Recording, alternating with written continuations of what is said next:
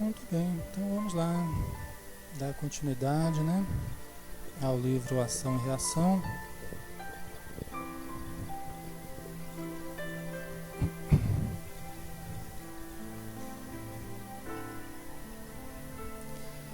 A gente vai começar um capítulo novo, a história de Silas, né? Lembrando que Silas é aquele trabalhador da Mansão Paz, né, que está ciceroneando ali, que está acompanhando o trabalho do André Luiz, do Hilário, na busca por informações a respeito da lei de causa e efeito, né?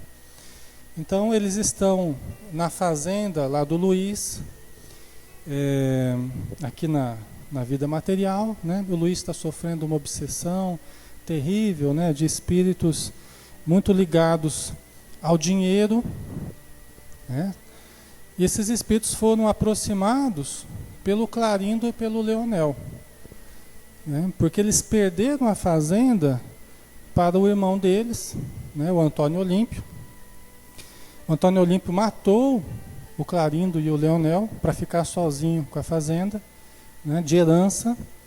E agora está o seu filho, o Antônio Olímpio já desencarnou, né, e o seu filho Luiz está sofrendo a obsessão dos tios, do Clarindo e do Leonel, que querem reaver os bens que eles perderam. Mas como eles querem que o Luiz cuide muito bem dos bens que são deles, que eles, né, consideram deles, e é de fato, ele está chamando vários espíritos, eles estão atraindo vários espíritos usurários, espíritos muito ligados ao dinheiro, né, sovinas do plano espiritual. Então a fazenda está repleta de espíritos dessa ordem, né? Por isso que o André Luiz, o Hilário e o Silas, eles estão entendendo como é que está a situação lá para poderem ajudar, né? Porque existe um planejamento de reencarnação para o Clarindo e para o Leonel, né? Eles vão reencarnar em breve, então eles estão preparando o caminho para que eles realmente se convençam da necessidade disso, tá? Então eles estão se aproximando do Clarindo, do Leonel, como quem não quer nada, né? A princípio de uma maneira muito sutil, muito delicada, para que os dois, que são obsessores, não se retraiam diante da presença do Silas, né? Do André Luiz e do Hilário, né? Na noite seguinte, Silas, André e Hilário voltaram à residência de Luiz. Eram 21 horas e a família fazia ligeira refeição em larga copa da fazenda. Enquanto Adélia acariciava as crianças, já tontas de sono, o marido comentava com os presentes o noticiário radiofônico, salientando as dificuldades públicas, criticando os políticos, os administradores e referindo-se às pragas do café e da mandioca, né?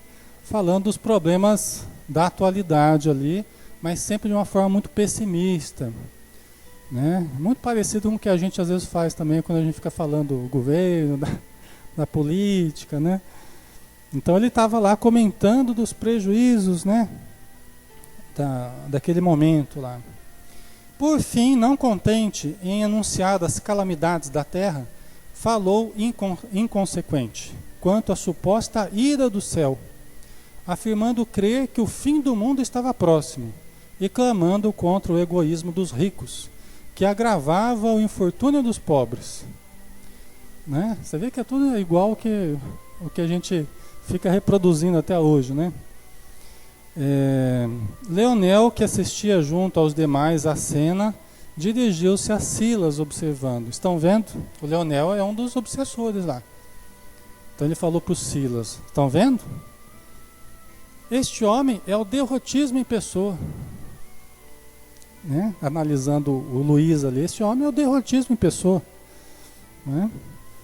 E fica lá com esse discurso. É lógico que esse modo de pensar está sendo muito agravado, está sendo muito potencializado pelo pensamento dos próprios espíritos que estão ali ao redor. Então os espíritos ficam ali estimulando ao mal, né? E ainda estão julgando o Luiz, né, por estar mantendo esse pensamento negativo. Enxerga tudo em termos de cinza e lama, ajuiza com firmeza sobre os desastres sociais e conhece as zonas mais tristes da indigência coletiva. Entretanto, não sabe desfazer-se de um só centavo dos milhões que retém a favor dos que sofrem nudez e fome. Então ele critica as misérias, sabe de cor as misérias sociais, mas ele mesmo não se dispõe a abrir de um centavo em benefício dos mais necessitados, né? O assistente ponderou: Leonel, todas as suas observações apresentam lógica e verdade, à primeira vista. O espírito está certo ali, à primeira vista, a gente tem que dar razão a ele está certo, né? Porque, na verdade, essa é a contradição que a maioria de nós vive até hoje. A gente reclama, a gente é contra isso, eu sou contra não sei o que lá, eu sou contra... Tem uma mensagem do Marco Prisco, né, através do Divaldo, um livro, acho que chama Momentos de Decisão, se não me engano. Aí ele fala assim, a mensagem é assim: seja contra. Seja contra a orfandade, adote uma criança. A gente quer ser contra, mas assim, só levantar bandeiras, né? A gente não quer assumir, na verdade, a atitude que faria mudar a situação. Então seja contra isso, né?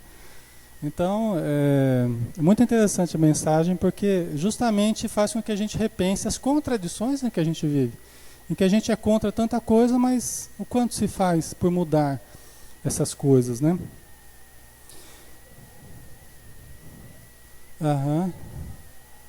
É verdade. Então a gente fica numa zona mais de conforto, né? Como você falou, né? E a maioria de nós não consegue se subtrair a essa zona de conforto, onde a gente é só contra, mas o que a gente está fazendo por mudar, né? Qual é a nossa cota de contribuição, né? É preciso algum sacrifício, é preciso algum empenho nosso também, né? Superficialmente, continuou o Silas, né? Superficialmente, Luiz é um exemplar consumado de pessimismo e de usura. Todavia, no fundo, ele é um homem doente. Ele é um doente necessitado de compaixão. Há moléstias da alma que arruinam a mente por tempo indeterminado, né? Então, assim, ele está sensibilizando o Clarindo e o Leonel de que Luiz não é uma pessoa perversa. Aliás, nós todos, nós somos muito mais frágeis do que perversos, né? Por mais que a gente erre, por mais que a gente cometa equívocos, nós somos muito mais frágeis, inseguros, carentes, necessitados do que propriamente perversos, né? Eu falo assim, mesmo os espíritos inferiores, ou os espíritos obsessores, ou que estão numa situação de dor, de sofrimento, eles são muito mais frágeis do que maus, né? Aliás, o que a gente chama de maldade, a gente vê no livro dos espíritos, né, o que é o mal, né? O mal é apenas o reflexo da ignorância, né? O Allan Kardec pergunta: todos os espíritos têm que passar pela fieira do mal para chegar ao bem? Aí os espíritos responderam: pela fieira do mal não, mas pela fieira da ignorância, né? Quer dizer que todos nós, eles utilizaram praticamente mal como sinônimo de ignorância, né? Só que a gente acaba separando entre maus e bons, né? Mas na verdade somos todos necessitados.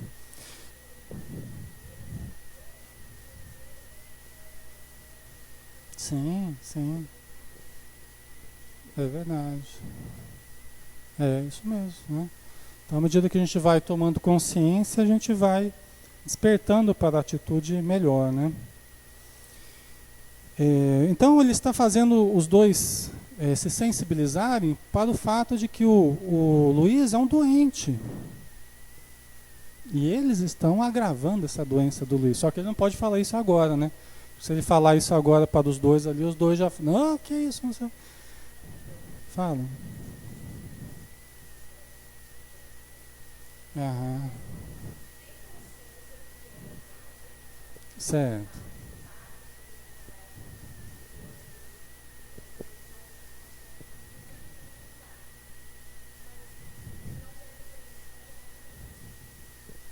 O fato de ter consciência. Uhum. Certo. Aham. É. Uhum. Uhum. É. Tem uma mensagem do Emmanuel que ele fala assim, né? Que às vezes o homem sabe, mas não sabe como se deve saber, né? Então sabe, às vezes tem até muito conhecimento, mas não sabe, não interpretou aquele conhecimento da forma adequada, né? Não adaptou aquilo à sua vida da forma correta. Então, na verdade, ainda não houve uma consciência propriamente correta do que está ocorrendo, né? Aham. É. Mas sabe, Veridiana, aqui no próprio Evangelho a gente vê o conceito assim: primeiro o conhecimento, depois a moralidade. No próprio Evangelho tem uma lição que fala, explica como funciona esse processo. A evolução intelectual vem primeiro da evolução moral. Porque na evolução intelectual, no amadurecimento mental, a gente vai aprendendo os vários caminhos que existem. Então vai ampliando a nossa visão quanto aos vários caminhos que existem. Em seguida vem a evolução moral, que é o aprendizado dos melhores caminhos. Tá? Então a gente vai aprendendo a escolher os melhores. Na evolução intelectual, a gente descobre quais são os caminhos. Na evolução moral, a gente aprende a ir pelos melhores. Né? Então, assim, no Evangelho dá a entender para a gente que não importa o tempo que demorar. Primeiro vem o conhecimento, depois vem a moralidade. Pode demorar muitos anos aí, mas virá. Entendeu? Então, se a gente já está tendo o conhecimento, logo virá a moralidade. Entendeu? Se a gente já está tendo a consciência, logo o comportamento vai se adequar aos conceitos que já se iluminaram. Às vezes, no plano dos conceitos, a gente já adquiriu uma certa lucidez, mas na atitude ainda não mudamos, mas mudaremos. Será o próximo passo. Né? Leve o tempo que levar. Fala, Nete. Uhum. Sim, é isso mesmo. Uhum. Tá certo. Na prática, né? Vai vivendo, tentando viver, vai exercitando aqueles conceitos, né? Vai exercitando os conceitos. Eu acredito que é por aí também. Né? Então vamos lá. Esse aqui já foi, né?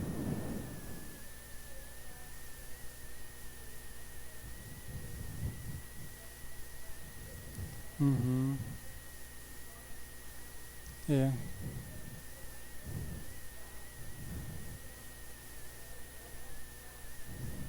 Aham.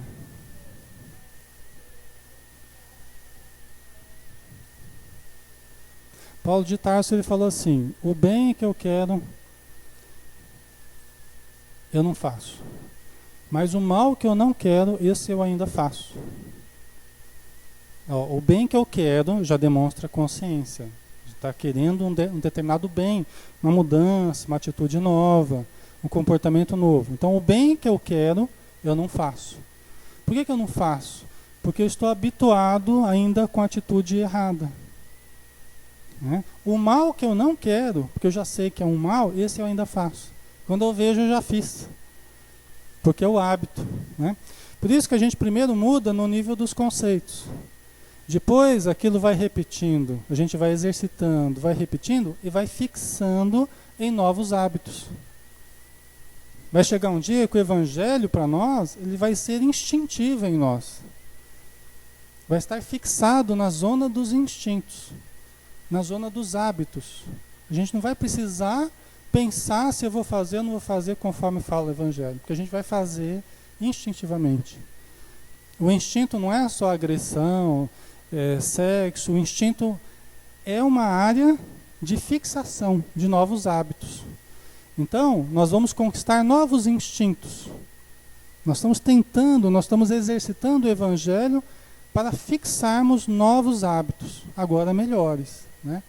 O hábito de ser generoso, de perdoar, de tolerar, de compreender, isso tudo nós ainda pensamos, será que eu vou, será que eu não vou? Está muito no plano racional ainda.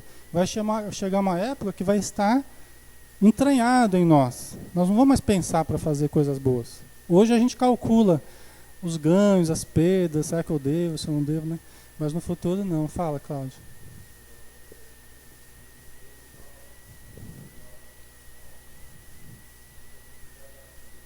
Uhum.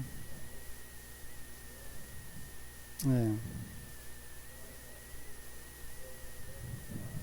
Uhum. Certo. É. Aham, certo.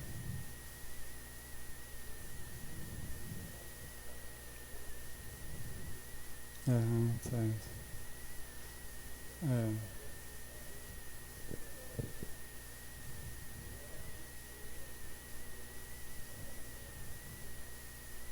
A gente sabe o tamanho daquele passo que a gente está dando, que para nós às vezes é um grande passo, né? Mas não tem aplausos, não tem bandinha tocando, não tem nenhuma festa, né? Agora quando a gente faz uma coisa errada aí, né? Vem, vem a coisa em cima, né?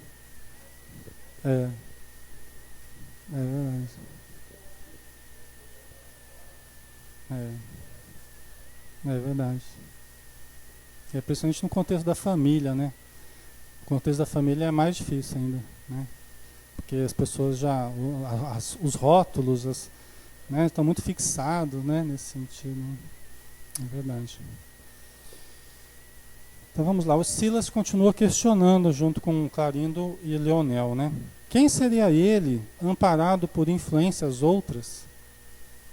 Ele está questionando, quem seria o Luiz se ele fosse amparado por outras influências e não um monte de espíritos que estão lá na fazenda, todos eles vinculados ao dinheiro, né? Espiritualmente abafado entre as visões da fortuna terrestre, com que lhe assediamos o pensamento. O infeliz perdeu o contato com os livros nobres e com as nobres companhias. Então ele está lá com uma plantinha que está abafada ali pelo sol forte, pela tempestade, pelas pedras ali, né? Da influência negativa. Então, quando a influência negativa ela se exerce dos espíritos, e quando encontra receptividade em nós, os nossos hábitos vão deteriorando. Às vezes a pessoa começa a dormir mal, passa noites, claro, pensando nos problemas. Às vezes começa a comer em horários errados, né? Esses ritmos todos vão alterando a nossa vida, o nosso organismo, o nosso pensamento, né? Ele se afastou dos livros nobres, das companhias nobres. Né? Então veja que tudo vai mudando, vai deteriorando, com a influência espiritual e com a aceitação do encarnado, que é o Luiz, né? Então isso acontece com a gente também, se a gente deixar, né? Por isso que toda mudança, toda melhoria, toda transformação, ela exige mudança de hábito. Exige mudança de hábitos. Não existe mudança real, não existe terapia, não existe renovação sem mudança de hábitos. Não adianta queremos manter a mesma estrutura de vida, de hábitos, e querer resultados diferentes. Tem estruturas de modos de viver, modos de se relacionar, e de estrutura de hábitos que produzem doença, produzem desequilíbrio orgânico, mental, emocional, né? Então nós precisamos mudar se quisermos um resultado melhor, né? Aí o Silas continuando, tem a socorrê-lo apenas a religião domingueira dos crentes que se julgam exonerados de qualquer obrigação com a fé, para com a fé, contanto que participem do ofício de adoração a Deus no fim de cada semana. Quem poderia prever-lhe as mudanças benéficas, desde que pudesse receber outro tipo de assistência? Né? Então muitas pessoas se mantêm, mesmo no plano da crença, se mantêm num plano superficial. em que a pessoa pensa assim, olha, se eu estou cumprindo com as conveniências, com as convenções sociais, está tudo bem. Eu sou visto como uma pessoa religiosa, né? Eu supostamente estou tendo os benefícios da religião, porque eu me mantenho no plano convencional, conveniente, no trato com a minha crença, seja ela qual for, espírita, católico, evangélico, não importa, qualquer crença, né? Só que eu não percebo às vezes que eu estou num plano superficial, eu só estou vivendo uma fachada às vezes, em que eu entro na crença e me digo de tal crença, mas até que ponto aquela crença entrou em mim? Até que ponto aquela crença me modificou, me transformou? Até que ponto aquela crença me fez melhor? Até que ponto eu fui no culto, ou na missa, ou no centro espírita, e eu de fato prestei atenção, absorvi, parei para pensar assim, puxa vida, o que isso tem a ver comigo? O que eu posso mudar a partir disso? Né? E às vezes vivenciar inclusive a religião de uma forma mais profunda, se envolver mais com a coletividade, com a sociedade, mesmo com a religião que você professa, né? E participar dos problemas, né, da igreja, dos problemas do centro, das dificuldades que existem, ajudar na medida do possível, né? Ou a gente se mantém só no plano superficial, ainda como beneficiários apenas, não como alguém que também pode ajudar, né? Então é isso que o Silas está questionando, né? Ele tem a socorrê-lo apenas a religião domingueira lá, apenas esse plano superficial, né? Que ele se sente exonerado de qualquer obrigação para com a fé, né? Quem poderia prever-lhe as mudanças benéficas desde que pudesse receber outro tipo de assistência? Quer dizer, se ele pudesse contar com uma assistência diferente, mais profunda, colher um benefício maior da religião, se aprofundar mais, quem poderia prever? Às vezes a pessoa chega na casa espírita mesmo, aliás, nós chegamos, né, na casa espírita cheios de dificuldades, de problemas, às vezes até de doenças, né? Todos nós, a maioria de nós chegou aqui com dificuldades, né? E a gente vai, às vezes de forma acanhada, a gente vai se aproximando, a gente vai estudando, a gente vai se envolvendo, e olha que vê os potenciais que a gente possui vão surgindo. Potencial para ajudar no passe, potencial para ajudar na caridade, para ajudar na reunião mediúnica, né?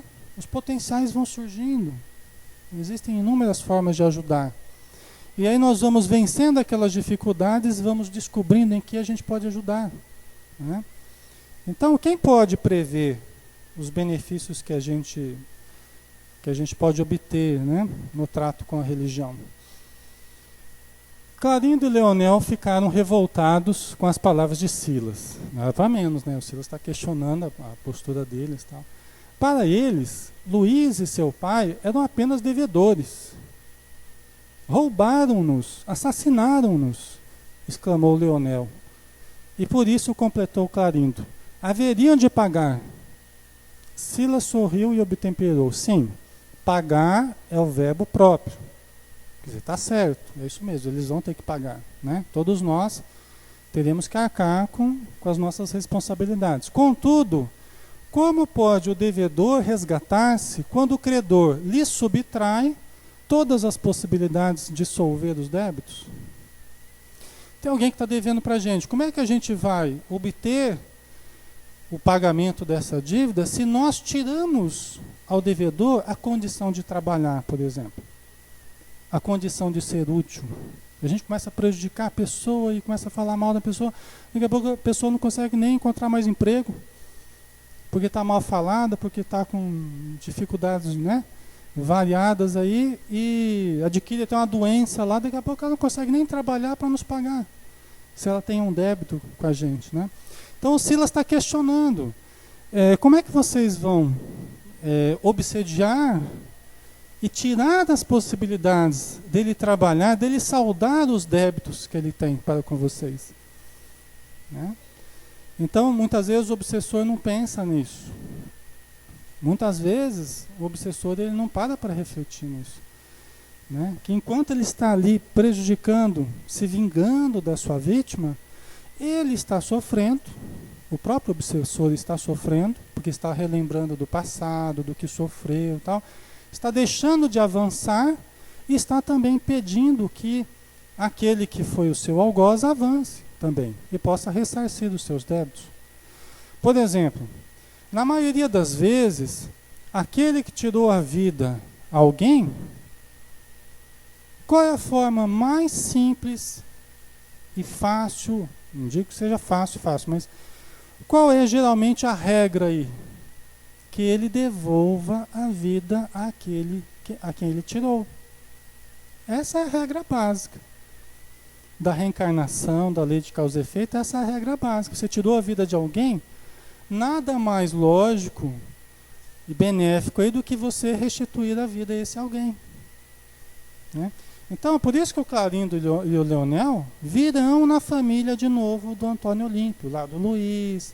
Eles virão, porque eles receberão. Esse é o programa, o planejamento dos espíritos é esse.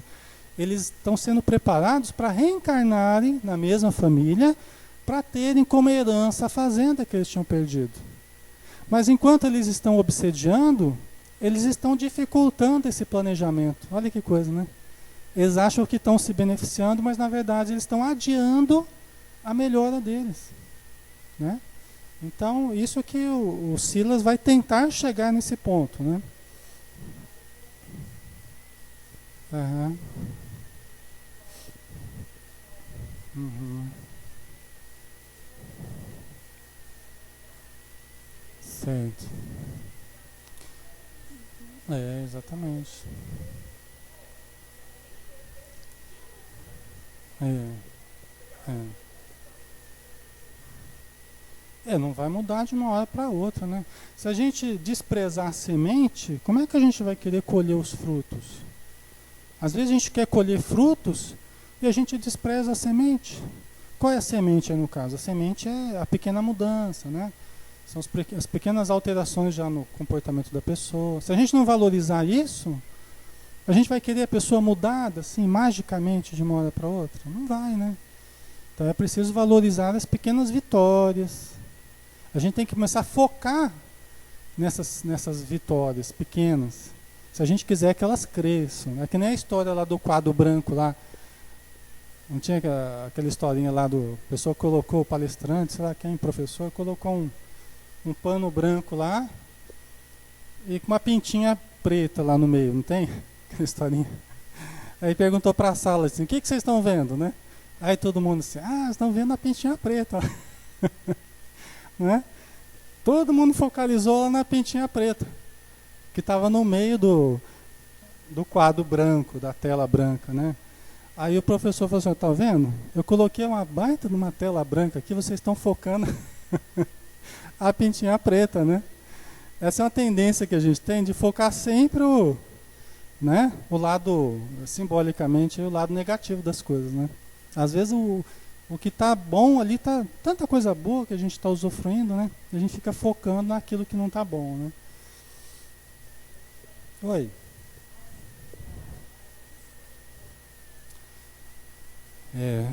Exatamente. Isso mesmo. O ponto de vista é a vista de um ponto, né? A gente tem que mudar. O problema, todo o nosso problema consiste em mudar a nossa visão, né, Nete? Tudo que a gente faz aqui, o objetivo é mudar o nosso ver. Quando a gente está vendo na vida apenas imposições, castigos ou coisas negativas, a nossa vista está com problema. Então nós temos que alterar o nosso foco, está desfocado. Por isso que Jesus falou, se os teus olhos forem maus, todo o teu ser estará em trevas, e quão grandes trevas serão. Se os teus olhos forem bons, todo o teu ser estará em luz. Né? Porque o enxergar, ele vai além da visão. Ele é o interpretar a vida. Como é que nós estamos interpretando a nossa vida, né? E conforme a gente interpreta a nossa vida, a gente passa a viver de uma específica maneira, né? Às vezes brigando com a vida, ou levando a vida de uma forma mais amena, né? Mais positiva, né? Então precisa mudar mesmo o modo da gente ver.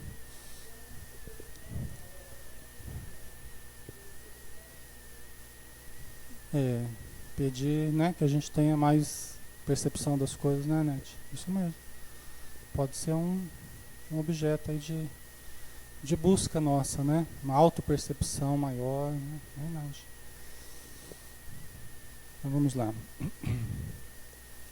Que a nós mesmos cabe sanar os males de que somos autores, não padece qualquer dúvida, disse o Silas, né? Entretanto, se nos compete retificar hoje uma estrada que ontem desorganizamos, como proceder se nos decepam agora as mãos? Né? Como é que a gente vai trabalhar com as mãos se nos decepam as mãos? Né?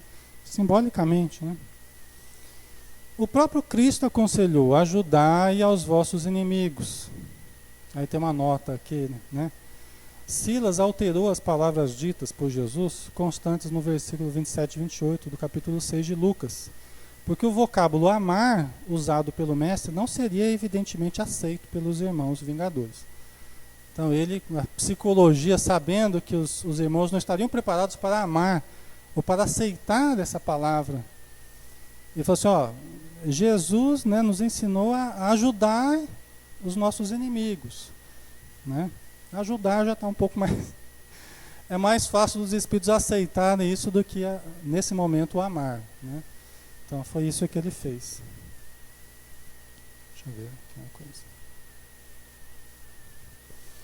O assistente prosseguiu. Muitas vezes, penso que semelhante afirmativa, corretamente interpretada, quer dizer assim: ajudai aos vossos inimigos para que possam pagar as dívidas em que se emaranharam, restaurando o equilíbrio da vida, no qual tanto eles quanto vós sereis beneficiados pela paz. O Leonel ficou desconfiado com essa postura de Silas.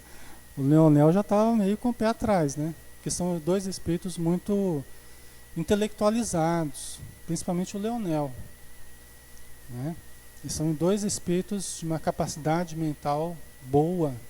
Não são espíritos assim comuns, no sentido mais sem muito crescimento nessa área intelectual. São dois espíritos de uma formação melhor, né? Então eles são sutis, eles captam também nas entrelinhas, né? Seria ele um padre disfarçado? O Leonel começou a pensar, seria ele um padre disfarçado? Né? Engana-se, meu amigo, informou o Silas, né? Se algo procuro em nossa comunhão fraterna, é a minha própria renovação. Pela sedução do dinheiro, também caí na última passagem pela terra. A paixão da posse governava-me todos os ideais. Por isso que o capítulo chama a história de Silas, né? Porque ele vai começar a contar a história dele. Uma história bem dramática, né? E o Silas, ele foi socorrido também na Mansão Paz. A Mansão Paz, ela está encravada nas regiões infernais, vamos dizer assim. Nas regiões de maior sofrimento ali em torno do planeta, onde criminosos vão, pessoas que agiram deliberadamente no mal, né? Permanece. Então, ele está numa posição boa, mas ele chegou ali em péssimas condições. Tá? Então, por isso que ele vai falar agora o que aconteceu com ele, né?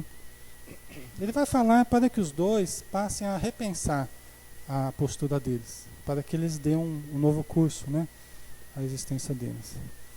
A fascinação pelo ouro tomou-me o ser de tal modo que, apesar de ter recebido o título de médico numa universidade venerável, fugi ao exercício da profissão para vigiar os movimentos de meu velho pai, a fim de que nele, nem ele mesmo viesse a dispor com largueza dos bens de nossa casa.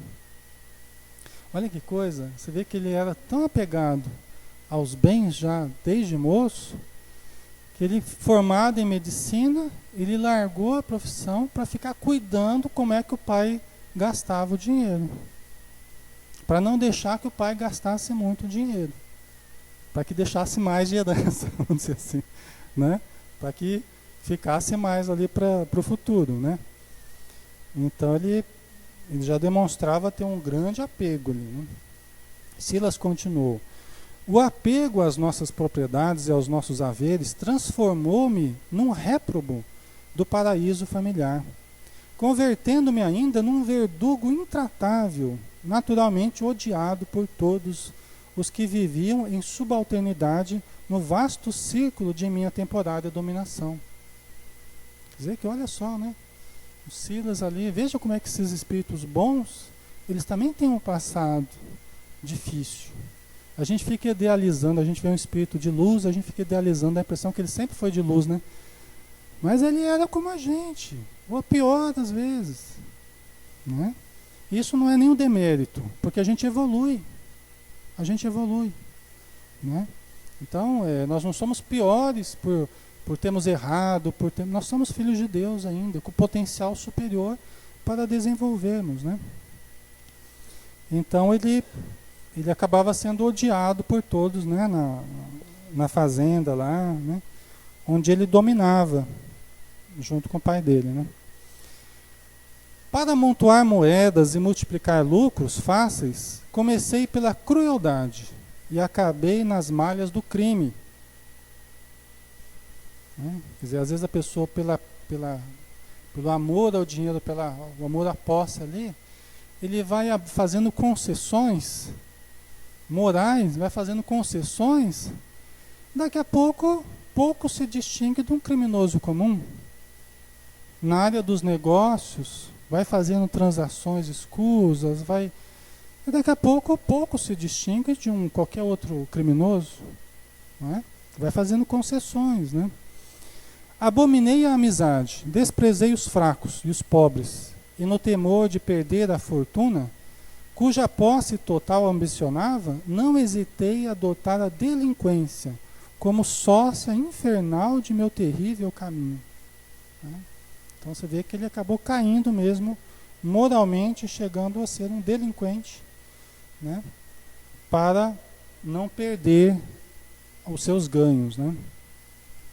Sentindo que Leonel e Clarindo ficaram comovidos com a sua narrativa, dando ensejo à assimilação de pensamentos novos. Então, quando esses espíritos mais endurecidos, eles começam a ficar comovidos, é um bom sinal, porque eles já estão entrando em contato com os sentimentos. Né? Porque às vezes a gente se endurece muito, né? A gente enrijece o nosso coração e a gente se desconecta dos nossos sentimentos. Então, quando eles começam a se comover, às vezes até chorar, é um bom sinal, já é uma porta aberta para a assimilação de pensamentos novos. Né? Silas convidou-os a retirar-se daquele ambiente, pois pretendia dizer-lhes algo mais de sua experiência, mas não ali. Então tirou de dentro da casa ali e foi para perto da natureza, onde saía daquele ambiente já viciado dos espíritos que ali estavam, tal, e foram conversar mais intimamente, sozinhos ali, né?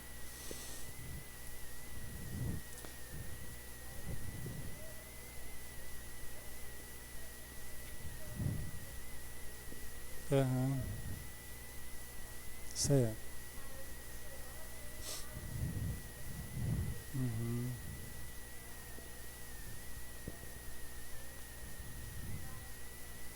É, é,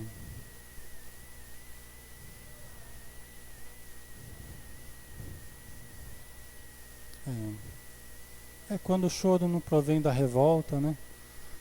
Sempre é como um bálsamo, né? Que nos ajuda, nos alivia, né? É ruim quando procede da revolta, né? Então é sinal que nós estamos chorando, só que chorando pelos pensamentos de indignação, né? De raiva, de ódio, né? Isso aí não é bom, né? E diante dos dois irmãos que observavam submissos, o assistente começou em voz pausada.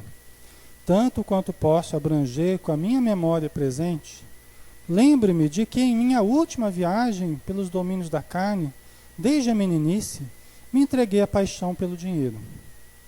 O que hoje me confere a certeza de que por muitas e muitas vezes fui usurário terrível entre os homens da terra. Então, assim, todos nós podemos avaliar certas tendências que a gente tem hoje.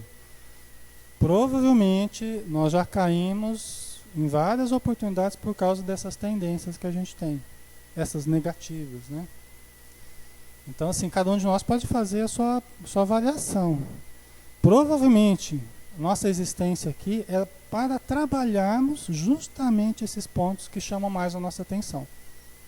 Cada um de nós tem o seu calcanhar de Aquiles aí, né? No caso do Silas, ele percebeu que provavelmente o grande problema dele foi o trato com o dinheiro.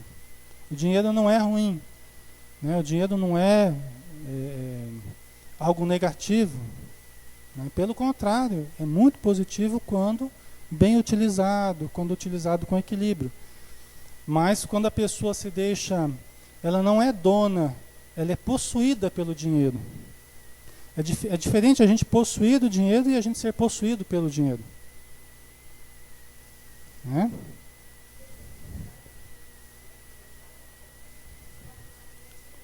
Certo.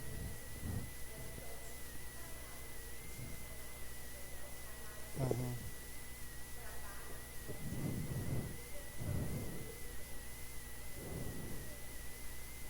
Porque o dinheiro ele traz mais liberdade, né, Veridiano? O dinheiro ele nos propicia um poder diferente de realização, né? Amplia a nossa possibilidade no uso do nosso livre-arbítrio, porque uma vida limitada em termos de dinheiro, mesmo que você queira agir errado, você é tolhido porque não tem condição. Ou pelo menos certas coisas você não consegue fazer sem dinheiro. Vamos dizer assim. Então o dinheiro para muitos de nós ainda é um fator limitador, necessário. A dificuldade ainda é um fator limitador necessário quando a pessoa ainda não tem condição de uma liberdade maior. Isso é uma coisa muito individual e varia muito de pessoa para pessoa. Cada um está num nível diferente, um amadurecimento diferente, né? Agora, quando a pessoa tem muito e não tem maturidade para lidar com o dinheiro, muitas vezes cai em equívocos terríveis. Usa o dinheiro para prejudicar, usa o dinheiro para acabar com a própria saúde. Você vai, por exemplo, na frente de uma lotérica lá, dia de grande prêmio lá, e todo mundo tem filas lá para fazer jogo lá, como teve esses dias atrás, né? Se você perguntar para cada um ali, o que você faria se você ganhasse essa fortuna aí? A gente só ouve coisas, a gente só ouviria coisas que seriam os motivos que fariam a pessoa perder todo o dinheiro. Se ela ganhasse, logo ela perderia. Não é isso que acontece? A gente vê reportagens na televisão que mostra lá os ganhadores das últimas décadas, dos últimos anos.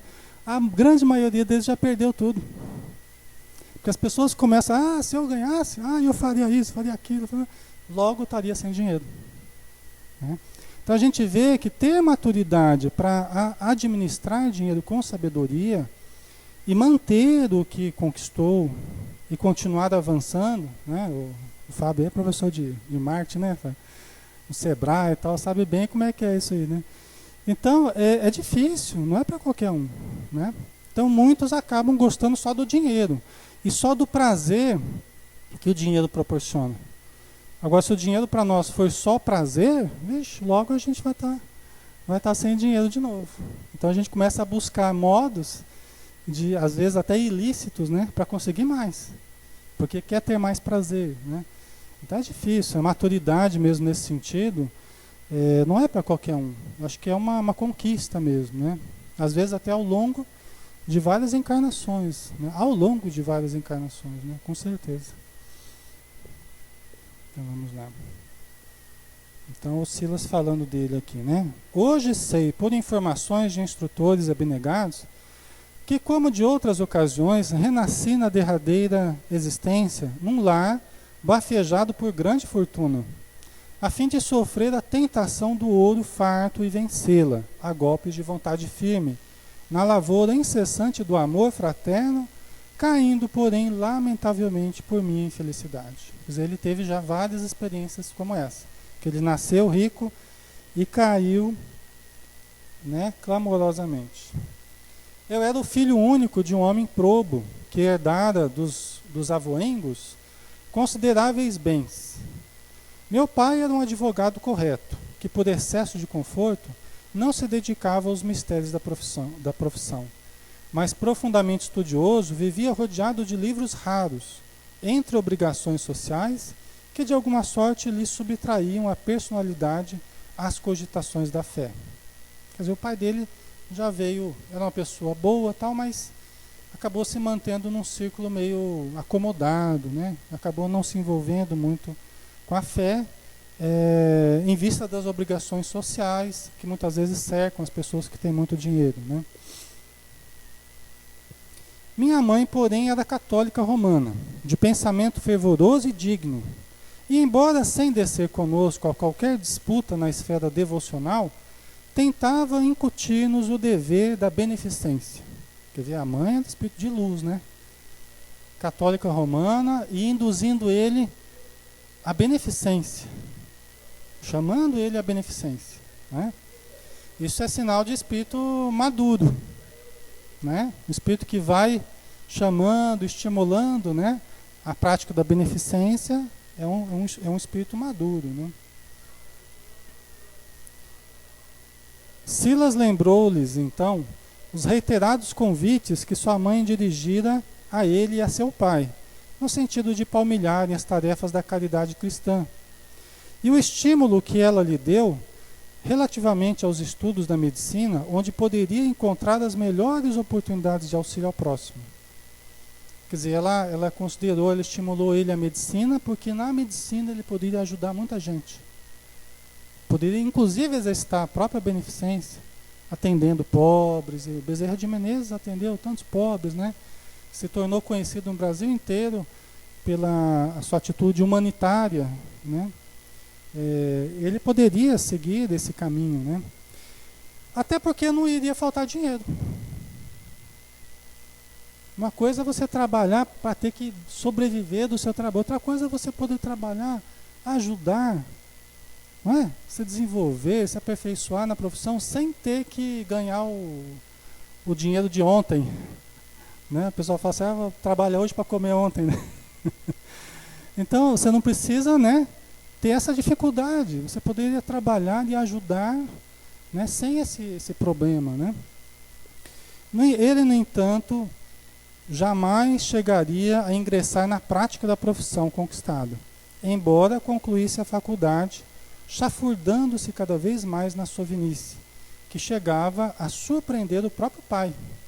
Então o pai ficava também surpreendido com o quanto ele era sovina, né? E o pai já era meio apegado também. Acho que nós vamos parar aqui, porque vai entrar numa outra parte. Aí semana que vem a gente continua.